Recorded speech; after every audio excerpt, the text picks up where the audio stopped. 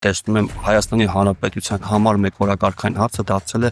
ԺԵԿ-ի ծեսկարտուքը։ Պարոն Սարգսյանն ասում է, Ռուսաստանի դեսպանատան կողմից կազմակերպված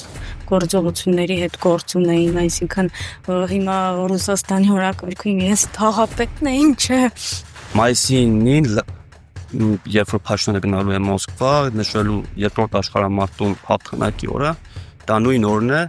որ օրը պետք է երկարաձգվի կամ փոփոխության ենթարկվի նոյեմբերի 9-ի Եռակոմ համաձայնը։ Եթե հետ չկանչենք, Ադրբեջանը կարող է պատերազմ արել, որովհետև 9-րդ կետը գոյություն ունի։ Ադրբեջանը սպասում է միջանցքի Անվստահություն հայտնելու գործընթացի վերաբերյալ Նիկոլ Փաշինյանին մենք այս գործընթացից տեսնում ենք, որ պարզվում է երկու ուժերն էլ վարչապետի թեկնածուց դեության չունեն, որովհետև պատիվ ունեմ դաշինքը գնդակը նետում է Հայաստան խմբակցության դաշտ, իսկ Հայաստան խմբակցությունից գնդակը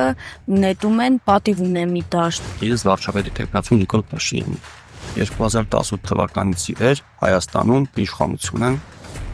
Ռոբերտ Քոչարյանը եւ Նիկոլ Փաշինյանը համատեղ։ Իրենք եկել են Սերժ Սարգսյանի իշխանությանը, տեր են կանգնել, ով է Մհերի Գրիգորյանը։ Ընդդիմությունը ունի սեփական փոխվարչապետ, որը որ երաշխավորում է իրենց կապիտալի անվտանգությունը։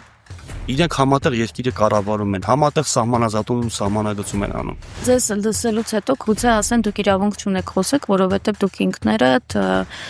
հեղափոխական եք եղել, ձեր ընկերները այս իշխանության ներկայացուցիչներ են, այս մեղադրանքներ նաև ձեր հասցեին կարող են